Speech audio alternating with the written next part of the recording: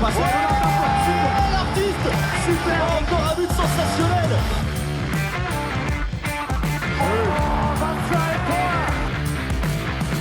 That's a brilliant bit of follow-up play by Mahe. Oh my goodness me, what a shot. Sagosen setter det hen! Han setter den! Vi i semifinale igjen! We're live! Kom nu Sverige! 20 år har vi väntat och nu är Sverige Europamästare. Den 5:e gång. You understand that, Alex in my ear, Brian over here. Yeah, we're picking up on Alex speaking in Danish after Denmark won the World Championship last year. And me in Swedish after Sweden won the Euro this year. 20 years they waited, and the wait is over. We have Brian Campion here alongside me, Chris O'Reilly, and still in isolation is our very own Kanton Mahe, Alex Kulash.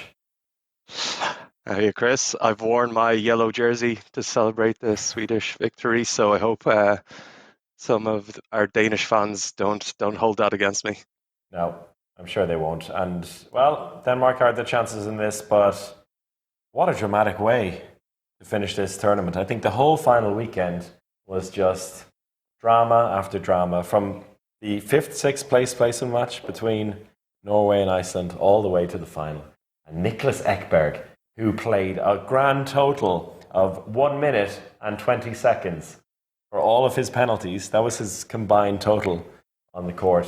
And in the end, he was joint top scorer and scored the match-winning goal. Did anyone have any doubt on your minds when he stepped up to take that he wouldn't score? No. And I think also the Spanish team, the way you look at them on the bench, before he even took the penalty, they were just completely dejected, and it was almost like they knew he wasn't going to miss. And it is a great story. It's someone like Niklas Ekberg as well, who is kind of maybe slowly drifting on the outside a little bit in the Swedish team, but he can still step up and deliver from the penalty spot, and you gotta be happy for the boys in yellow. Yeah, that's it. Now we're going to go through a little reflection of the games today. We'll go through the All-Star team, which we spoke about at length with the nominees. We're just going to go through that quickly, because there are some real awards to dish out tonight. That's right, it's the Uninformed Handball Hour's Alternative Awards, which is always a nice way to end the championship. It's become a little tradition of ours now. And we've all made some nominees for each category. We're going to explain some of the categories as well, because they may not at first glance make any sense, but it'll all become clear as the episode goes on. And as we reveal them as well, we want to get your nominations and your reflections on the games today. And I know it's going to be tough for Brian to give any clear reflections, because he was running around like a headless chicken for the entire final day, up at the top of the arena, down quite literally at the bottom, filming people's shoes. But you were there and you got a feel for it. So maybe you can be the one to dish out some of the questions here for us on how we saw the game. Yes, I have a general idea of what happened roughly. As you said, I'm doing a lot of filming, so it's kind of tough sometimes to know exactly what was going on. But the feeling I got within the first half an hour that it was fairly level pegging. And I think, Alex, maybe we'll start with you. What was your impression of the first half? Who looked stronger in those first 30 minutes? I think actually Spain started stronger, which surprised me a little bit. And it was really Palika coming through with some really big saves at the start that kept Sweden in it for the first 15 minutes. But overall, the game was so equal. There was nothing between them at all. Both teams are incredibly prepared for each other. Both defenses were incredibly prepared for the other team. So both teams got nothing from the backcourt players, because the defenses were on that. They made sure to stop that. But that left gaps on the line, on the wing, and a little bit on the fast break. And that made it a really exciting game. Yeah, the line player issue was super interesting for me. And particularly because both teams were very good at using second line players. We talked about Sweden being particularly strong at that, but it was Spain who really used it brilliantly, with the likes of Angel Fernandez coming and sneaking in a bunch of times. And I think if you asked me a few days ago if that was going to be the case, I would say Sweden will happily take that, because Adria Figueiredo was having a terrible tournament. Like, yes, he was nominated for the All-Star team, but I checked his stats just before the game. He was in the 50% mark for a line player in terms of scoring. That's not good at all. But then he decided to have an absolute stormer and couldn't miss anything. And it was a brilliant battle that emerged between him and Oscar Bergendahl, the two main line players for the teams. And it really forced both teams to think outside the box in terms of how they were going to get their goals. And I really like that. It made for both teams also slowing down the game, which I thought we expected would happen. I think they pretty much both were equally slow throughout the entire game, and it was more a case of we both fancy our chances in this situation. I think that in the first half Sweden were better. Mm-hmm. They were a goal down, right, at halftime? Correct. Yeah, they were a goal down at halftime, and but I thought they were the better team. But Spain managed in the last few minutes of the first half to do what they always seem to do, and just like grab a few easy goals. There was a great back and forth towards the end of the half, and then and Spain nicked ahead. Absolutely, yeah. Just some chats coming through there. Just like to point out that we have Dr. Handball in the chat today, so if you want to get on, have a bit of banter with Dr. Handball, that's Marcio Mamino in there. We also have Jacopo, an old friend of ours, who's saying hello. Cheers, Jacopo. And so going in at halftime, you think Sweden maybe had the upper hand. Alex, you think Spain had the better half. What then changed in the second half, or did anything change in the second half? Was it a carbon copy of the first, or did you notice anything different? Again, it was completely equal, and I think that was the story of the game. No team really got any upper hand at any stage. The only difference was that Sweden were able to force a few technical mistakes from Sweden, get a few steals, get a few more fast breaks, and I think one or two empty net goals, which helped them a little bit, but Spain just stuck there and they weren't going to let it go. Something we talked about before the game today, we're talking about on our little private WhatsApp group, we're talking about how fluid sometimes this Spanish backcourt is. And Canellas obviously had a huge game the last game, but you were talking about you were very impressed with Tarafeta today. Yeah. His performance. Yeah, in the second half, he really took control. He was the big danger for Spain in that second half. He was the only one who really looked confident in his shooting. And really, there was nobody else. I mean, Makeda popped up with one goal. I think he had 2 shots. Canellas the same, right? And he had that terrible miss right towards the end. And Sarmiento just kept passing the ball, and Gerbindo as well. So really, there was nobody else in that backcourt that really pushed it. And it was funny because both teams, when they really get the ball moving, they can be super dangerous. But both teams seem to be particularly nervous about giving the ball away, particularly when they're in man-up situations, when the other team had a 2-minute suspension. And there was one time Sweden had a 6-on-4, but then in the second half when they're 6-on-5, they were so concerned about playing the right pass that they stopped moving, and then in the end there was an attack of foul.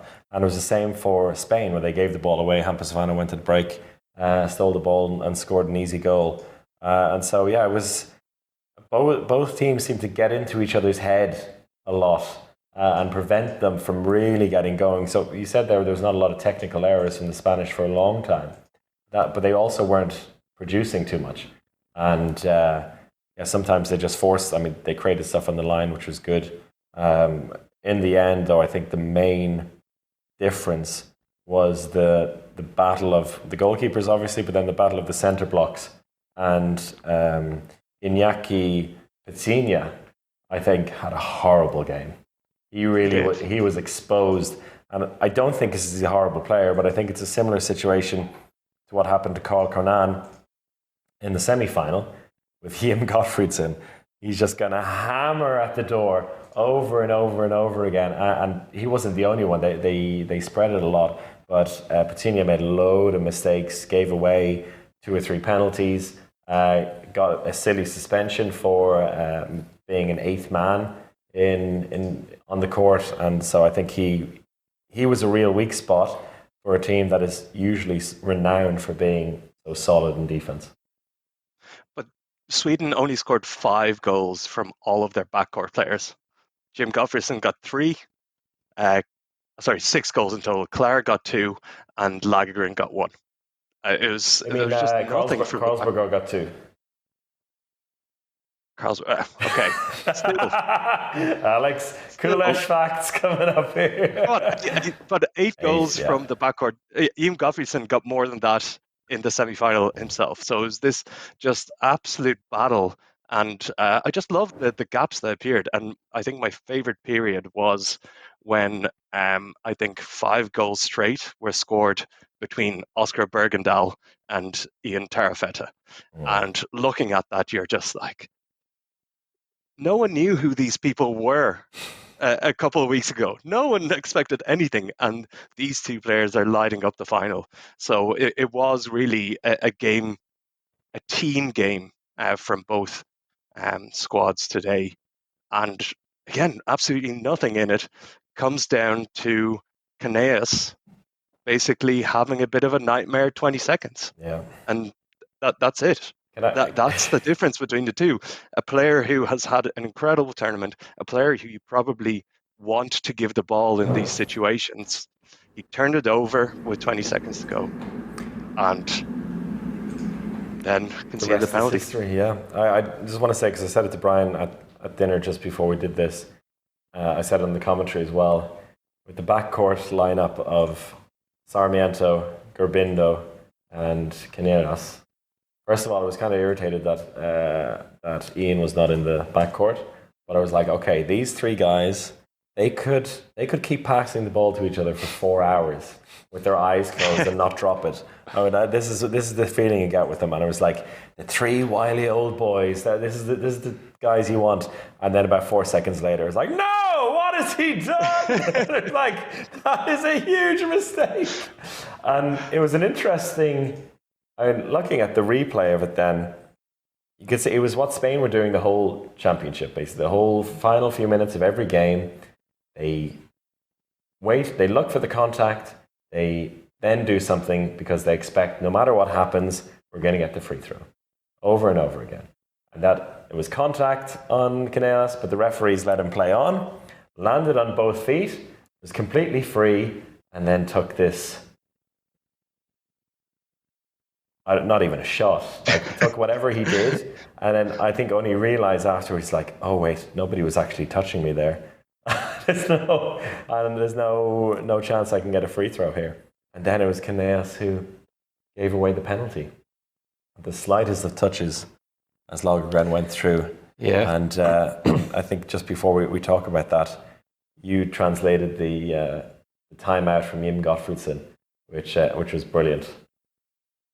But we've been talking about it the whole championship, and Brian has been there beside Ian for a lot of those timeouts where he takes full control of the last few seconds, takes control of the last timeout.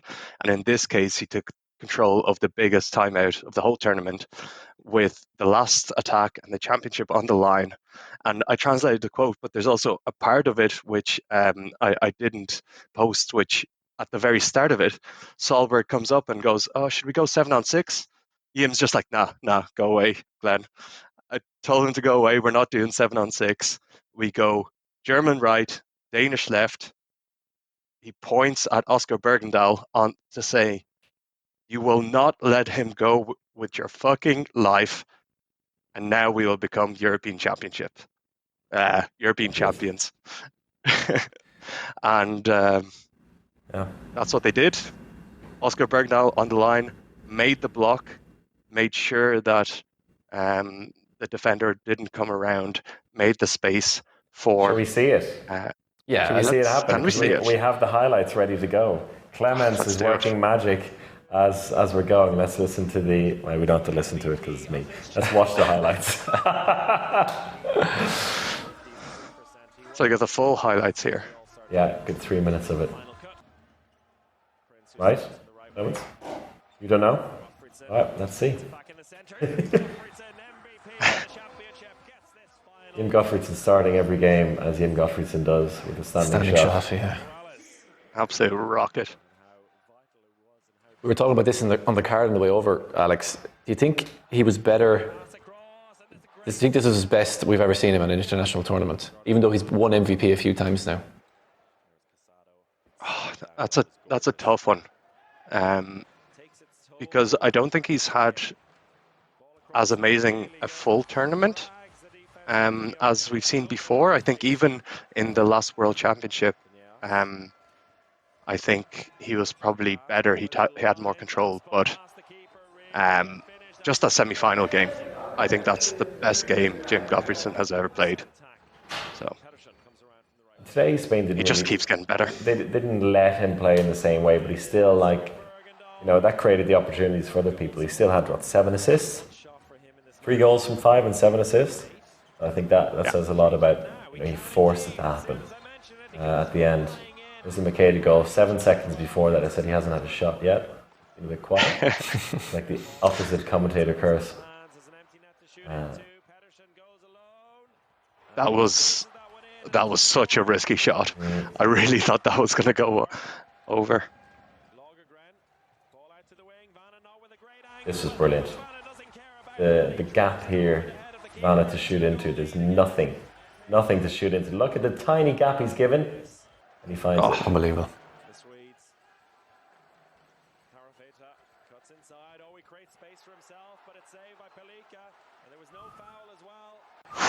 We talked about the keeper battles, Alex. So, who would you give? Well, obviously, I think would you give Palika the second half? I mean, where did you see the seesaw of that battle? That was incredible. So lucky. Yeah. Was that on purpose? No, it was like pure accident. Slipped out of his hands. Yeah. I think just Palika made the more difficult saves, and I think Gonzalo Perez de Vargas made the more of the simple saves. And I think in terms of morale, whenever Palika makes a save, it's incredible. Yeah, I think when you compare it to Perez de Vargas' semi-final performance, he kind of really had Denmark in his pocket and psychologically kind of damaged Denmark's, especially left wing, a lot more. I don't think he had quite the same impact today on their morale going forward. What did you make of the penalty? Do you think it was a good penalty decision? The decision? I think it was a penalty. Yeah. I think he was through and there's contact. The contact prevented him from being able to shoot because it shifted his whole body position. So, I mean, what else can you do? I think the referees did a very good job. Yeah. I was behind the confetti there at the end and I got absolutely covered. And a lot of confetti.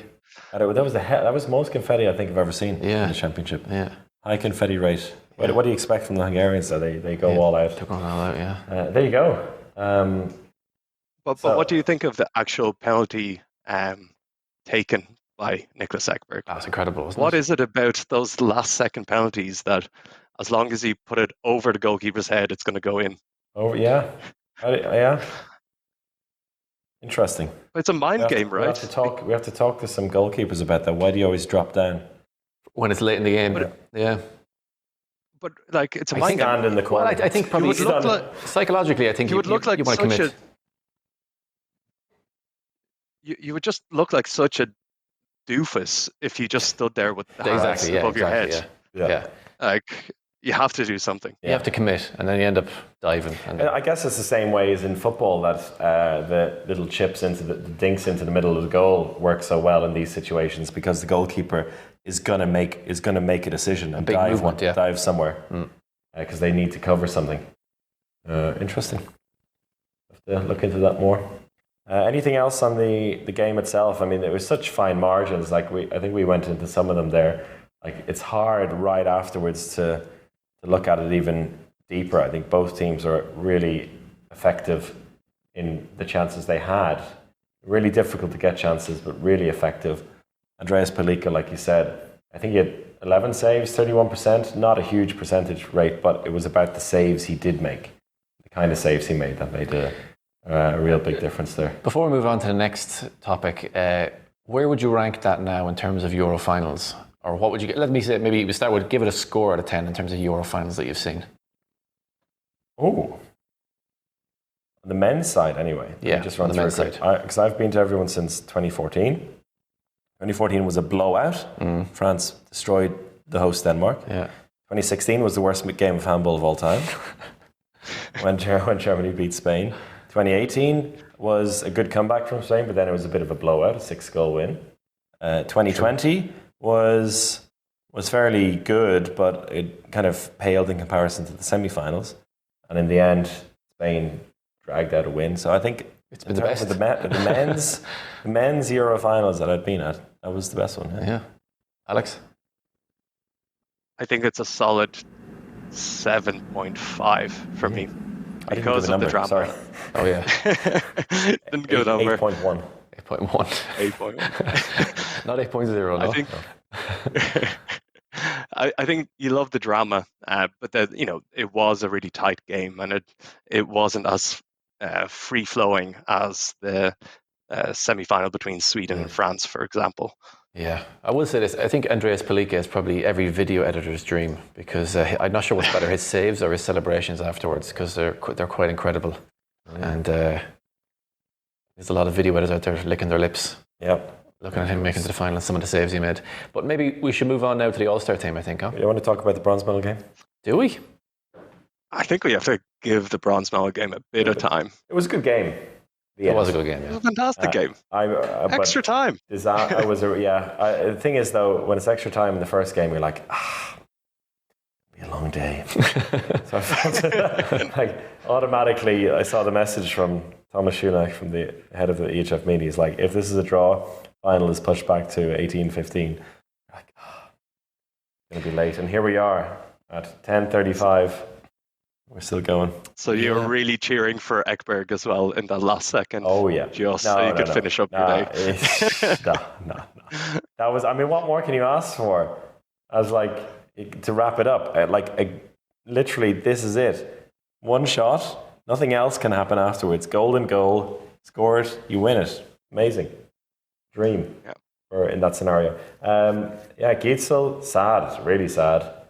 Goes back, returning from the missed shot in the first minute, and goes over on his own. It's not. I don't think it's fair to speculate on anything, but from what Nikolai Jakobsen said, the early reports without any kind of scans is not good. So that is really sad way for him to end the championship. He did have a smile though when he picked up the bronze medal on his crutches. What did you think of Denmark, Alex? I think they really kind of stood up. Again, Jakob Holm had another fantastic game. Even though he did kind of get ahead of himself a little bit in that second half, and that's when France really got into it and almost ran away. But it was exciting, and just France know how to play a dramatic game. It's they don't give away an easy win, but right now they're not good enough to just blow out teams. So it's every game with France is just really exciting. It turns into an absolute scrap every time. After the game, it's one thing losing a final, but with hindsight and a few days removed, you think, oh, well, we came second. But when you lose a bronze medal match, I think there's very little you can take away from that. And I think you could see that, especially Quentin Mahé after the game. I mean, he was slumped over outside the dressing room, just hands on knees. What a game from him, though. Head hit. Yeah, I mean, you really felt sorry for him. He really had an amazing Swiss Army knife performance. And hint. That was tough on him, coming back after being out for so many days and watching the boys from his room. And then he was great, but it just kind of felt like they were lacking something maybe in the backcourt a bit. My big takeaway for Denmark is see what using a squad does. Yeah. Nikolai. It was a perfect example of that. Aaron Mensing came in. That shot he has! He was 3 from 7, but still, they're the kind of people you need to just throw on and scare the living daylights out of the opposition. In both halves he came on, missed the first shot, hit the post of the crossbar. Second one went in after that. But the main thing is they use those players, and then in extra time, they were able to bring on Rasmus Lauge, who played the first, 11 minutes, nothing else after that, and was ready to go, scored 3 goals in extra time. It's fair to say that he made a mistake in the last, that now it's all said and done, that was a mistake, not beating France? Yeah. Alex, 100% a mistake, yeah? 100%. 100%. Yeah. If not for that, we might have had a Sweden-Iceland final today. Yeah. Or a Denmark-Iceland final. Anyway. But it's really incredible, right, that every team who played in the final weekend, even including Iceland and Norway, I think could have won this championship. It would have been, every game would have still been just as close, would have been within 1 goal, would have been just as exciting. There's a lot of depth in the world right now. And yeah, not even that, but you look at Norway, must be sitting at home going, having smacked Spain. Yeah, and then also then also having been better than Sweden for about 50 minutes, and thinking we threw that away. We were dominating Sweden. You think about what Norway. Think about what Czech Republic are thinking right now. Like we could have knocked them out before it even started. And then Russia thinking we'd be Norway. Draw with Czech Republic. Handball match. Czech Republic had a counter-attack, which they fluffed up to win the game and knock Sweden out. Yeah. Them's the margins. Congratulations. That was a quote from Jim Gottfredson after the semi-final, that there's just such fine margins between heaven and hell. And I think that has been the definition of Sweden's tournament. Yeah, that was on Strikespiller. God, heaven tastes good, doesn't it, though? Sure does. I bet those heavenly pints are tasting really good right now. Yeah, they were blaring some sort of very, very dodgy techno from the dressing room when I was walking past before I left. All right. Well, I believe Walter Grintz on the mic there. In the nip. In the nip. So our producer's just been given a beer now, so I think it's time to move on. Before it gets messy. So before we go into the real awards, time for the All-Star team. Should we run through it quickly? There it is on the screen. Well done. That's good. So in goal, Victor Hallgrimsson. At least one of us had him, right? I did, yeah. Yeah. I think this is the key thing. If at least one of us had them in it, then we did well. Or we had some kind of influence, as it's a fan vote. Milos Vujovic, left wing. Well done. Your man. Miguel Hansen, left back. Alex went for him. Luke Steins, centre back. Happy days. A couple of us went for him.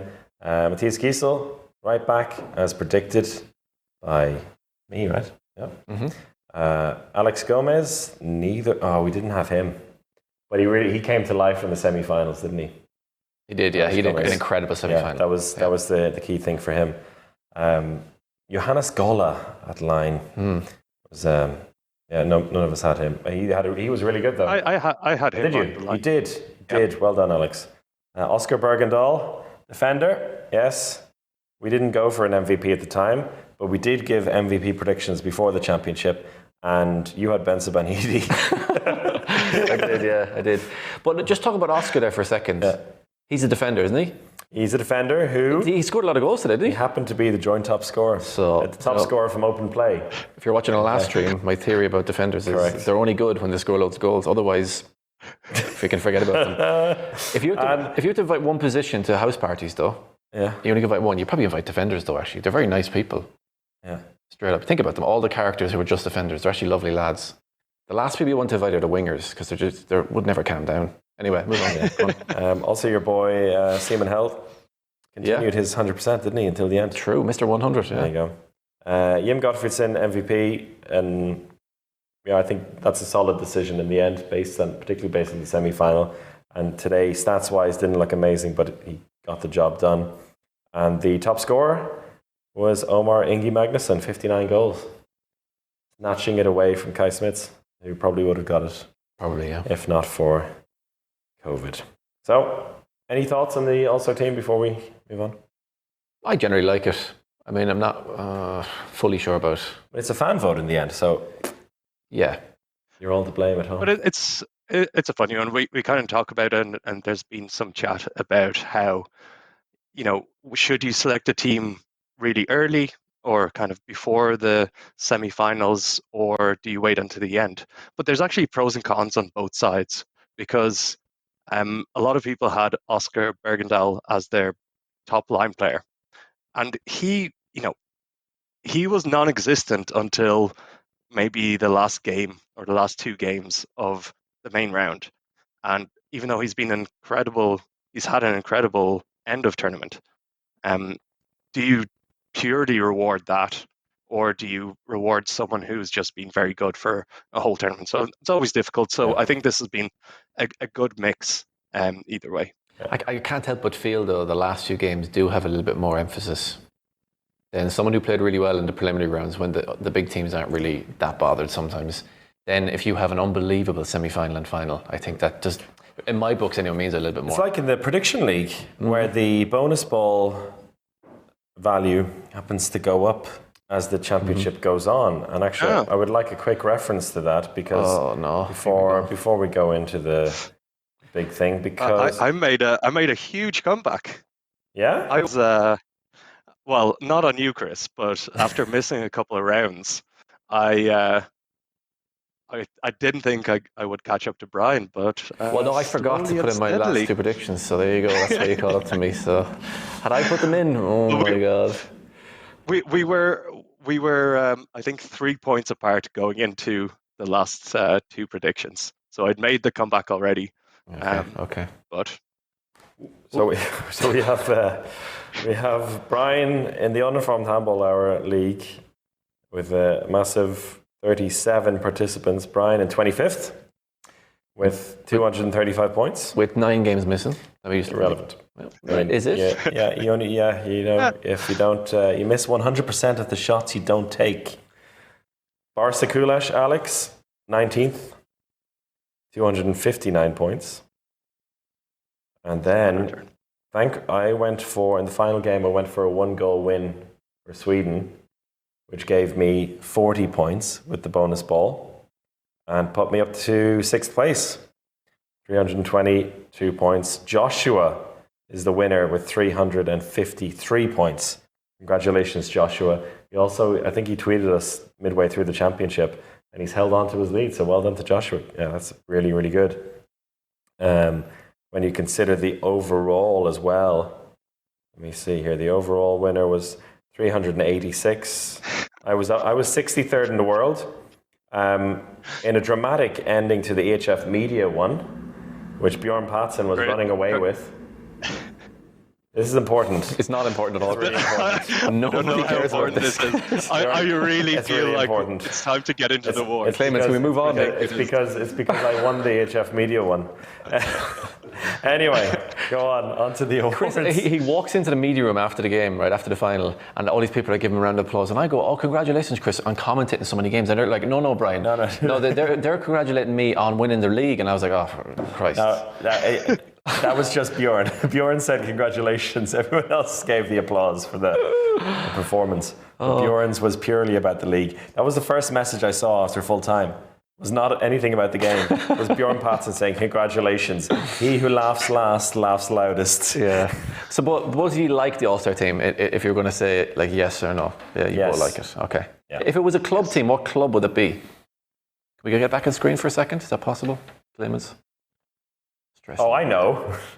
With 3 players, it would be Georgi. True. It would be Georgi if they had a bit more money. Basically, it's what Aalborg and Kolstad would like to be. Yeah. Georgi plus friends. Yeah, good. There you go. Okay, so we should move on for the awards. Time for the real awards, huh? Awards. Here we fucking go. Oh, I spent hours thinking about this. Did you? No. Every year we give our alternative awards to really commemorate some of the players that really have shown some outstanding traits that may not have been noticed by the traditional All-Star team or top scorer awards. So we have a number of awards to get through, starting with a favorite of ours, the Swiss Army knife. Yo! So will I give the description or just... You go for it, Alex. Yeah, you lead the way here. So Swiss Army Knife is a player that he can do everything. He'll probably attack, he'll defend, he'll do something more. He may not be the best player on the team, but he's the player who just does so much for a team, but may not be the best player on the team. So who did you have as your Swiss Army knife this year? Let me go first. Well, I went for, because I'm a man of very recent history. And very recent history is the game I just saw 2 games ago, which was the bronze medal match. So I went for Kent Mahé again to retain his title. And Kent Mahé here has a German flag for some reason, even though he's from France. To be fair, he is actually German. No, what? He can't speak German though. He does have a German. I know he was born in Germany. It doesn't make him. Born in Germany, right? Could have played for Germany. Jesus was born in a stable. It does not make him a horse. Same for Kent Mahé, same for me being born in England. There you go. Okay. Yeah. Lovely Frenchman, Kent Mahé, gets my vote for Swiss Army knife. I think he deserved it today after that performance, and he deserved also a bronze medal. So versatile that he can also play for Germany, it seems. Exactly, yeah. True Swiss Army knife. Yeah. Chris, you went for Andreas Pelika. Please explain to me. Please explain to me what. So he's a goalkeeper. Yeah. What other skills does he do? Lads, does he have? Yeah, first of all, I was thinking how this is inherently an award which excludes the goalkeepers, right? So I was like, how do I give it to somebody else? Because they're completely specialists. No, because lads, after 20 minutes of the semi-final, he was the top scorer in the game with 3 goals. Right? Now, bear with me here, right? Bear with me. We are bearing with you, yeah. Keep going. Yeah, we're trying. We're really bearing. He is a goalkeeper. He's a brilliant goalkeeper. Top of the list. He said himself in an interview this weekend. He is 30% goalkeeper, 70% emotions. Right? Other goalkeepers have emotions as well, Chris. If you're not convincing me at all. 3 goals in the semi-final, a goal again today, right? 100% shooting record in the final weekend with 4 goals. That probably puts him in the top, 60% of goal scorers this final weekend. And his athleticism could probably see him qualify for the Olympics for some kind of Pacific nation. That's it. And he's a leader. So you're telling me... He's a leader on and off the court. There was a time... What came into my head is in the semi-final, the way he was so pumped up, I was like, you could actually put him on the line and he would do a job for you right now. That's all I've got. I'm not going to win this one. I'm not going to win this one. Swiss Army knife is just like a really good knife and then like the nail file that comes out as well. Yeah, but that's a Swiss Army knife. No, I mean, but it's Army knife. Yeah, but I mean, a good knife and a nail file. I mean, he's got a few. He's got the corkscrew as well. Yeah. When you talk about the goals, I bow. When you talk about the goals he scored as well, he wasn't scoring spin shots and doing arm swings on people. He scored a couple of different types of goals. Did he? All full court shots. Yeah. No? One time, Vincent Girard got a touch on it. It wasn't enough to keep it out. That was great, actually. Yeah, that was very good. Lads, you're going to wake up tomorrow and you said, "Shit, Chris is right on this." No, you're definitely in last position already. Alex Gomez is the Swiss Army knife of the tournament, and I listened back to our award show last Euros, and I tried to push for Blasi Ants, pushed me away, because I want to tell you that what Alex Gomez does is so much more than a normal winger. Think of the many wingers in this competition who basically run up and down the court, finish on the wing, get a few fast breaks. That's a good winger. Alex Gomez is the best defender as a winger. The amount of steals he gets, the amount of tackles he does on that number 2 defender.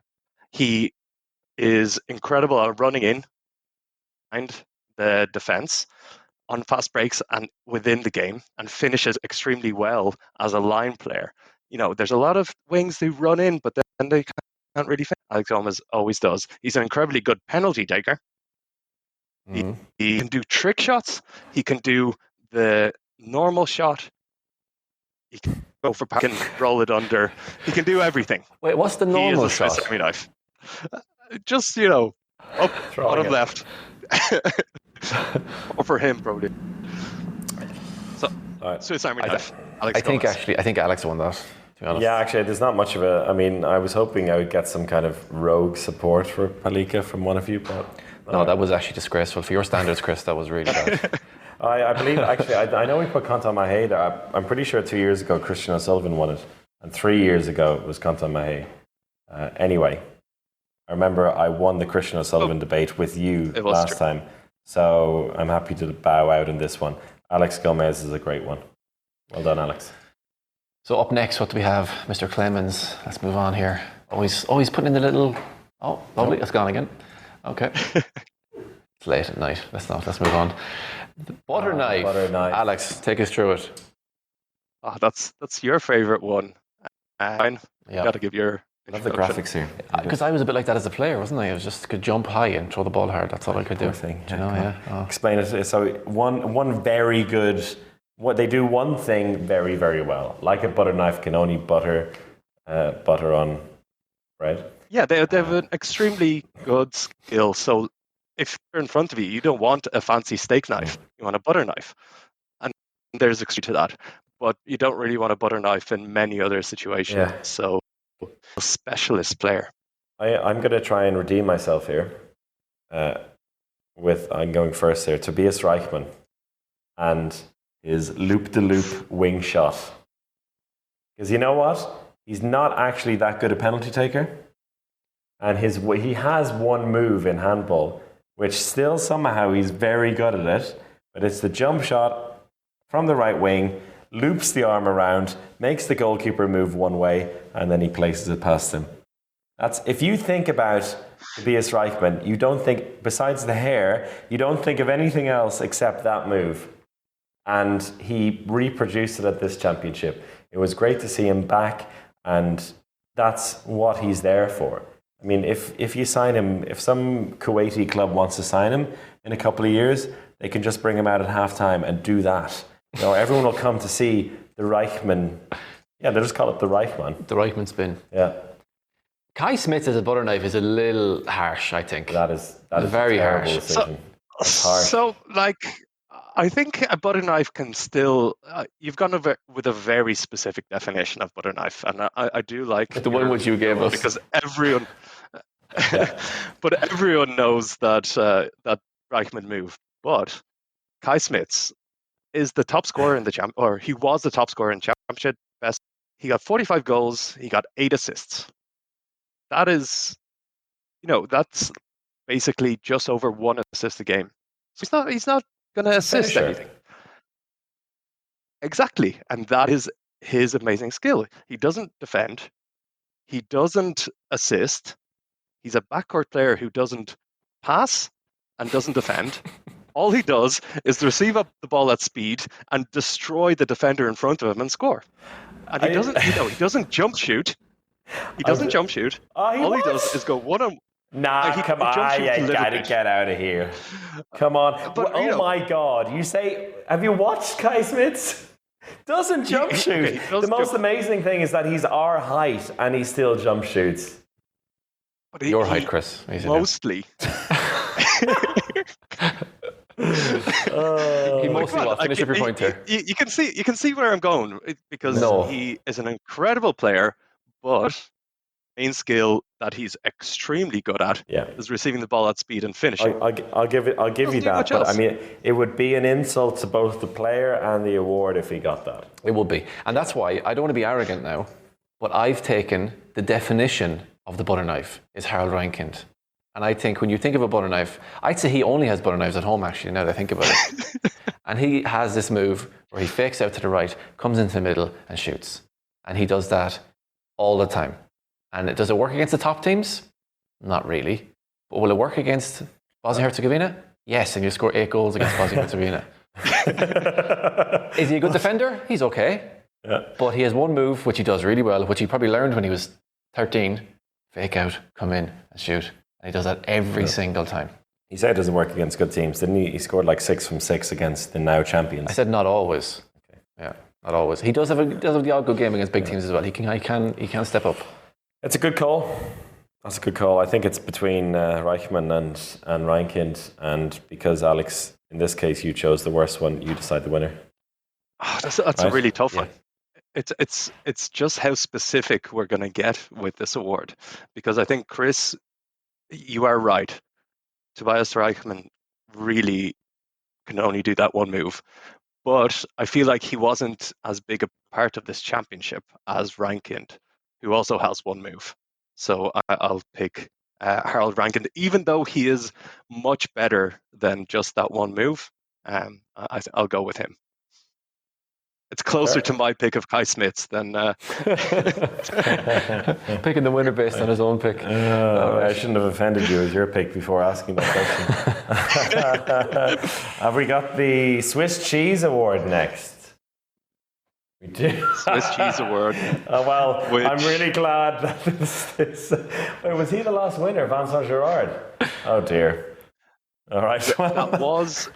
It wasn't the World Championship, was it? In the World Championship, but Swiss Cheese is for the worst defender as a player, the worst team defensive performance, or the worst defensive action. So it's anything across those lines that constitutes as the Swiss Cheese Award. So I think we have to see the nominees here. I think let's see the nominees.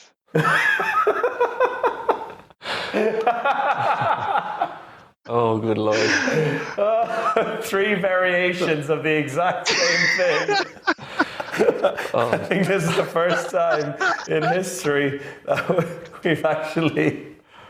we've agreed so fully on something, but found variations on the rule. So Alex, you went for Nicolas Tournat.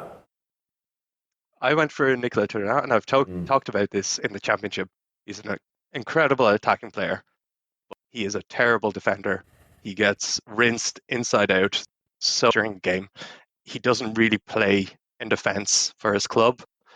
He's been forced to play in defence in this tournament with the French team losing a couple of their centre blocks, and he has just had a very poor defensive performance across the whole tournament. So he is my Swiss Cheese Award. Right. I went for Gerrard, which is tough, but I do when Gerrard plays well, he's the best keeper in the world in that game. But when he doesn't play well, it's like he won a prize to goalkeeper that day for France, and he had 2 of those days, right? Yeah, but 2 very important days, you could say. And I think you need your keeper to be a bit more like Palika. It doesn't matter what happens in preliminary rounds, but when it really matters, you need him to step up, especially in semi-finals. And he's got a little bit of a reputation now for semi-finals, even though he did play really well in the last Olympics. But he has got a bit of a problem when it comes to, maybe not finals, so say, but semi-finals. I tried to be less harsh in this by pairing them together. And it was based on one performance. It was the French goalkeeping duo in the semi-finals. Because Gerrard, 11% with 3 saves. Pardon, 11% with 1 save, which makes 11%. And it's not the first time. In fact, it's the second time in 2 years that's happened in the semi-final. I think I think it's a super specific time it happened for them, and I think that's why it's so fitting, because it is a performance and a whole event. You could really throw the defenders and the likes of Tournat into that as well, because the whole centre block got torn apart in that game. So that's why I went for the semi-final. There's also I do have a theory about it, because during the Olympics, so Vincent Girard had an incredible tournament, really saved France. I think Desbonnet was the second goalkeeper. But the 2 last semi-finals we've seen for France with the pairing of Gerrard and Pardon, that has been a disaster. So maybe there's just something about this pairing of the 2 of them that causes this disaster. So I like your view on it. So we're kind of expanding from Gerrard on his own. Yeah.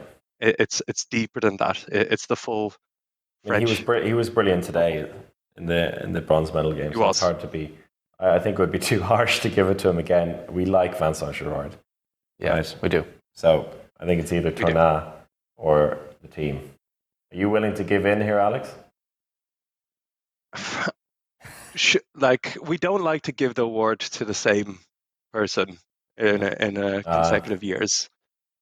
You want to avoid the goalkeeper pair completely? I think it's still the best one, even though Nicolas Torna has been an absolute stinky French brie in defence. All right, there you go. Yeah, France goalkeeper duo in the semi-finals gets the Swiss Cheese Award. Next up, it's our favourite, the Adrian Sipos Award for Excellence in Shithousery. Alex, take us through it. This is one of our favourite awards, an award that was named by you, Chris, in honour of our favourite shithouser, Adrian Sipos. That picture is so well done, good. Clemens. It's just that picture really tells you everything you need to know about this award. It's not just, this is more than just bad discipline. It's not the player who's received the most red cards or 2 minutes. It's a player who really went out there and tried to hurt people. And looking at that picture, you know that Adrian Sipos really tried to hurt Cavalcanti, and he does it so many times. So another aspect is the getting away with it, which was a key factor last time, because it's not just about the person with the worst disciplinary record, but it's also people who try shit, are sneaky about it, and often get away with it. That is a good aspect in this. The Alexi Borges one, what was the example last time, Alex? Do you remember? I think it was a really good example of why he won it in the end. Yeah, so basically you need to get a red card to qualify. So that was in the World Championships, which had a lot more games and a lot more red cards. So there was you need to have a bad disciplinary record to qualify, but you can't necessarily be the worst in it. So you have to get away with a few things. You have to still get away with some a few research things. here. Okay. Well, I just want to, before that, to in honor, unless either of you have gone, just to clarify, neither of you have gone for Adrian Sipos, right? No. So I didn't go for him. We haven't nominated him because, he could really win it every year. That wouldn't make this award any fun. I just want to give two honor examples his there. Performance. Yeah, I want to give two examples of Adrian Sipos just to further prove why it's named after him. He got a red card in the first game, in which they lost to the Netherlands, and got a red card in the final game with a third 2-minute suspension happening 4 minutes before the end, in a brilliant shithouse move where he's like, I don't fancy being here at the end when 20,000 people are really disappointed in us. I'm going to leave now. So I think that was pure. That was genius. Yeah, and he got 7 2 minutes in 3 games. Really, almost the maximum you can get. So a really impressive performance from Adrian Sipos in shithousing. Okay, so guys, who did you go for? Well, I didn't look at the disciplinary record for my guy. I set my stance early here, so I'm going to see if he actually had a bad disciplinary record. But I don't think he needs it for my guy to qualify here, and actually somebody agrees with me. All right, so who went for Gerard? I went for Vincent Gerard. Okay. Because I noticed something as the tournament's gone on. Vincent Gerard, and I don't want to keep shitting on Vincent Gerard because we've done enough of that, but he did get a red card that was down to the other player nominated, which is Milos Vujovic. Red pair. But Vincent Gerard really likes running out and intercepting balls and is really bad at it. So he got a 2 minutes in the bronze medal game where he ran out and the Danish player got the ball on the line on a fast break. Saugstrup got it on the line, and Vincent Gerard just tackled him from behind. He just hugged him like a linebacker tackle. It's like, what are you doing? He should qualify for the Swiss Army knife with that move. That was hilarious. That was really good. And he does. I do notice Vincent Gerard also does like to step out that extra, maybe half a meter on a fast break shot when a player is jumping towards him, and he'll kick out a foot, and if it hits someone in the face, that's just unlucky. So there's a lot of shithousery to Vincent Gerard. All right, you give your side of the Vujovic story here, Brian. Well, I mean, we've talked about it a few times now, and I think for me, I was leaning in heavy on the aspect of him kind of getting away with things, and it was in the game against France when Gerrard, who's also on the list, got that red card, and his dive, first of all, was one thing, and then we've talked about loads of times before as well. His post-match interviews, and then also in that game itself, I felt like after the Gerrard got that red card, as you said, I felt the next thing he was going to do was hit the keeper in the face of the ball, and we said that completely. I was in Bratislava at the time, and we said the exact same thing in the room. We were watching that live. We're like, he's going to do that. He had the penalty directly afterwards. He's going to hit Pardon right in the head. A headshot next. I was thinking, when people are saying that in the room, you're like, this guy is the original shithouser. And not only, it's because in like a minute later in the counter-attack, he actually did one of those moves where, oh no, maybe I fall into Pardon's leg and break it. Yeah. And then, oh no, France won't have a goalkeeper.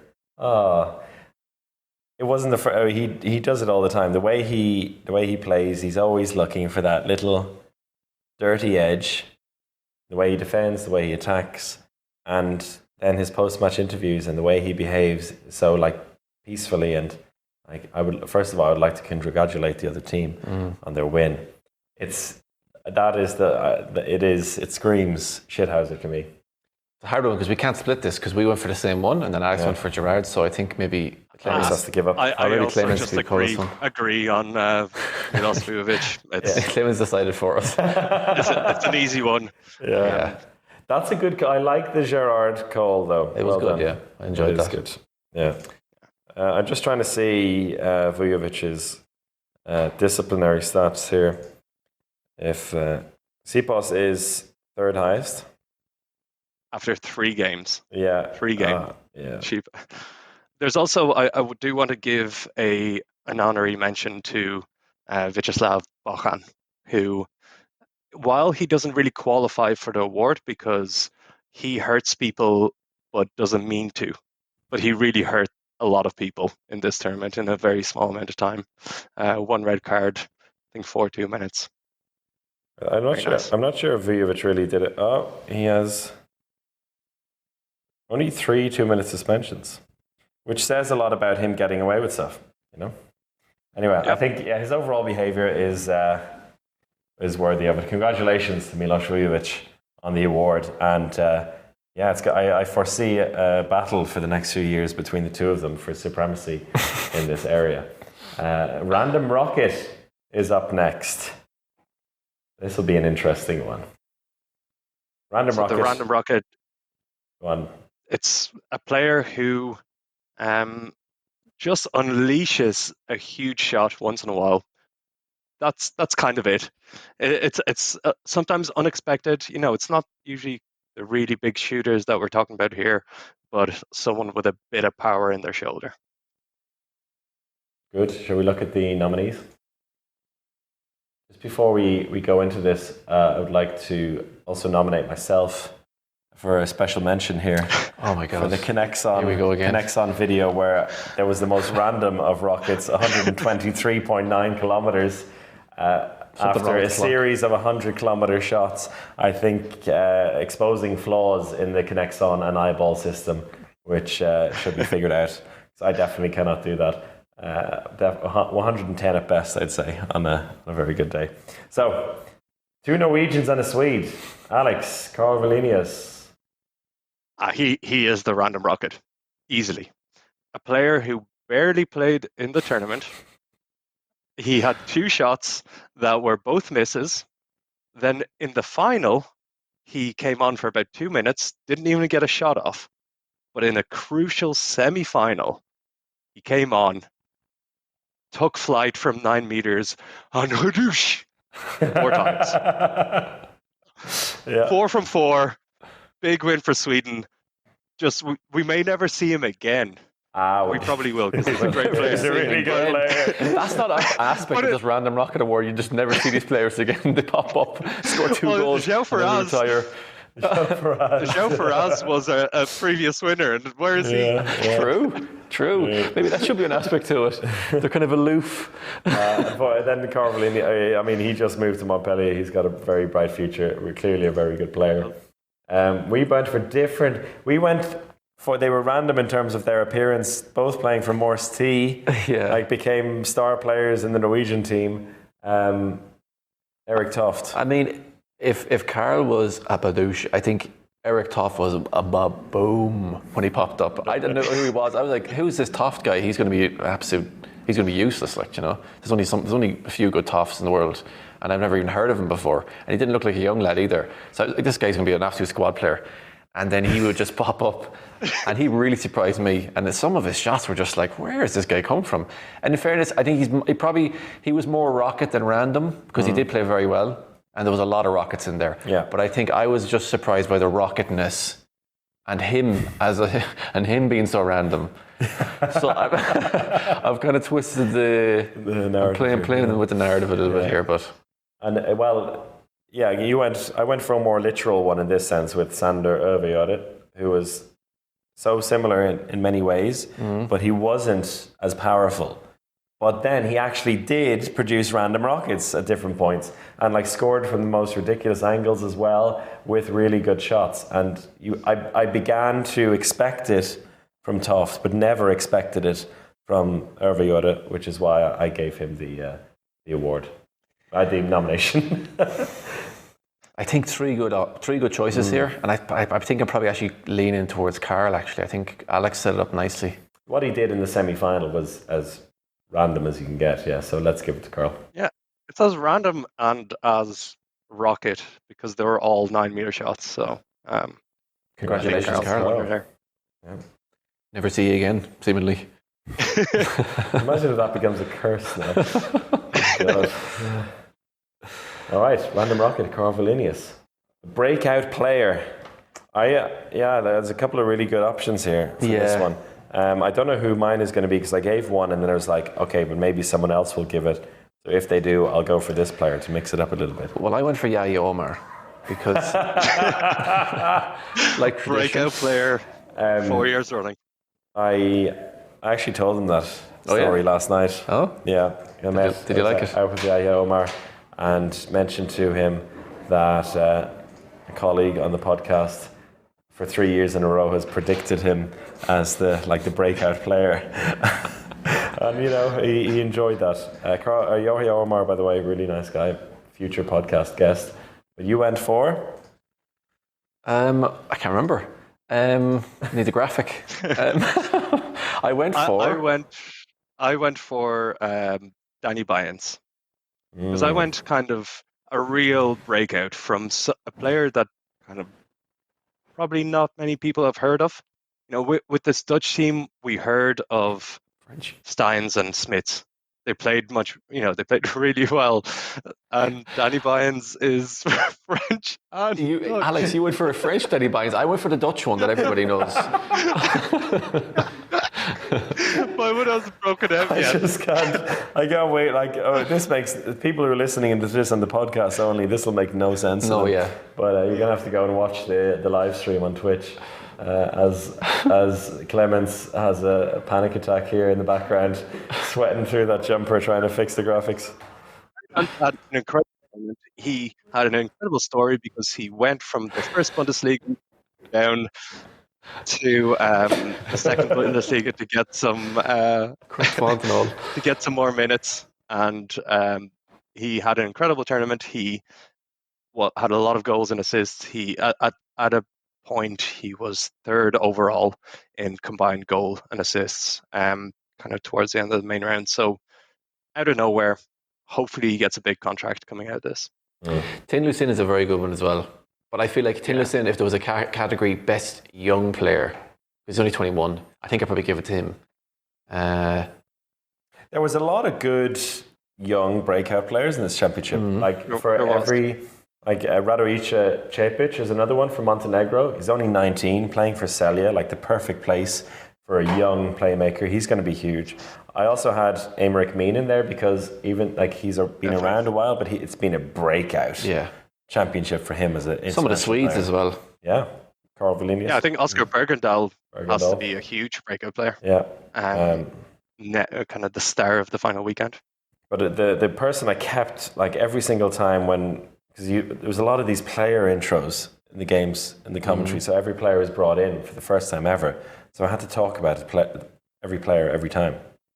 Unless I really didn't know, then I kind of talked about the team for a while until, and there is Dmitry Zhitnikov. But Tin Luchin every single time, it was like a real, like for me, breakout star of the championship. Although both of us waxed lyrical about him in the All-Star team chat, I just had to put him in there. But I think if you're doubling up on Danny Bynes here, I think I can bow to that. I think just for... Oh, we've changed it. Oh, look. Wow. That's good editing. No. I was going to say we go for the Dutch Danny Bynes, but they're both Dutch now. So congratulations, Danny Bynes, on winning the Breakout Player Award.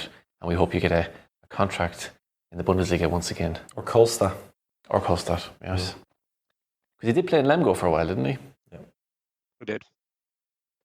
All right. Super sub, Alex. Super sub is a new category, and hopefully the last time we ever do this category. Because this has been a tournament of really wide squads. A lot of players have come in that probably didn't expect to even get a sniff of the tournament. A lot of players came in from their couch, from work, and really performed at a really high level.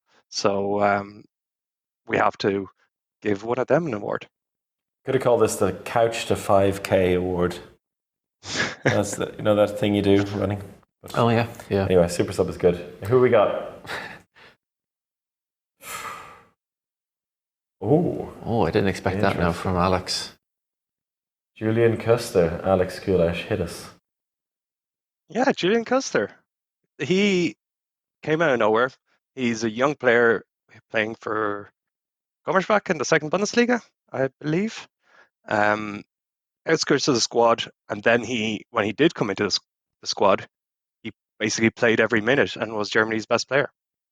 Absolutely incredible performance. Really excited to see a lot more of him. Yeah, good one. Yeah, he was okay. But the story of the tournament has to be Thijs van Leuven. You know, I mean we made a whole video about him just for that story alone. He was at home at work, 5th or 6th, 7th, 8th, 9th, 10th, even choice goalkeeper. And it pops up, and not only had just one good game, had a few good games actually by the end of it. Also played very well against Croatia. So it was no fluke. And I'd say he's probably put himself up the list now, a lot closer anyway, to being selected. I mean, he might not be first or second choice, but I'd say probably now he's third or fourth choice at least. Moved up 2 spaces. And that for me was the feel-good story of the tournament, and he defines the super sub because people didn't expect anything from him. And I know someone who I work with here, her dad coaches him in club level, and he wasn't expecting much from me either. So I think he surprised a lot of people, even his own coach. So that, I think, is the definition of super sub.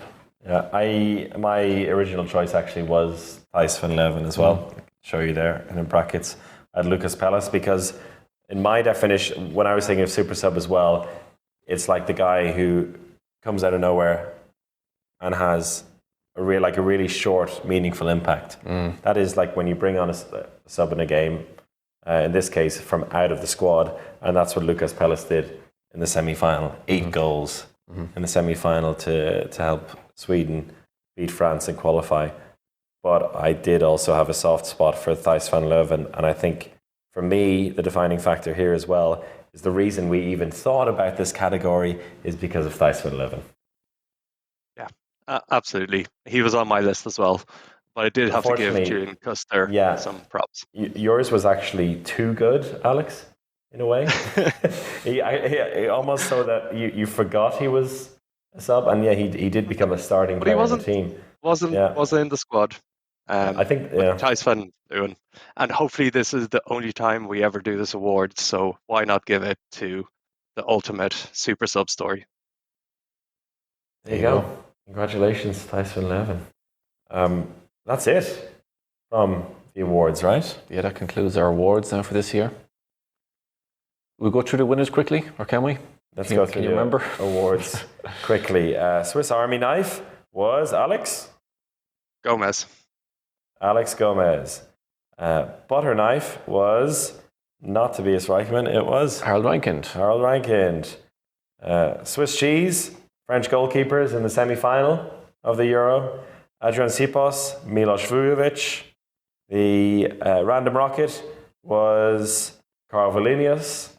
The breakout star was Danny Byans. And the super sub, Thijs van Leuven. I think we had a nice spread among the three of our nominations there, so nobody will come away with this too heavy-hearted. No. Everyone would be happy. I think we found a good solution there. There's no real, like, I'm going to kill you moments, which we almost got to a couple of years ago, I think, with the Swiss Army knife. I think we actually had to pin down Alex and say O'Sullivan. Say O'Sullivan. I just love a Swiss Army wing.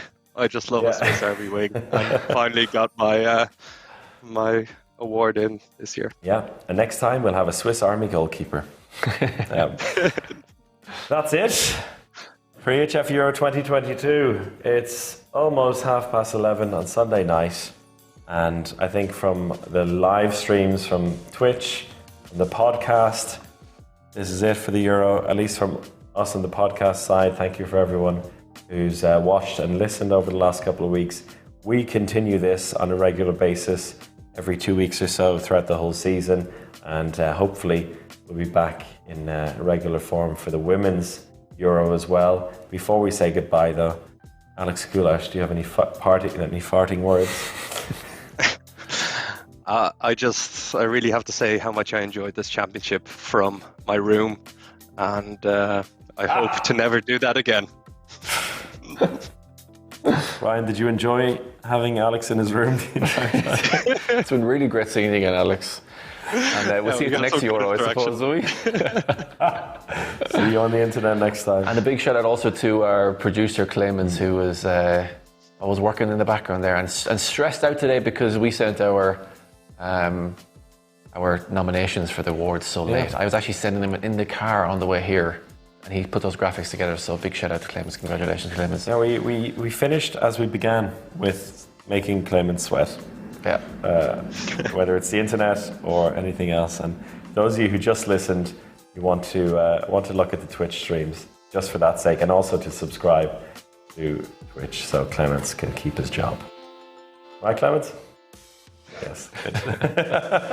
Okay, thank you everyone for watching and listening. We'll be back again very shortly with another Uninformed Handball Hour podcast, but from the EHF Euro 2022.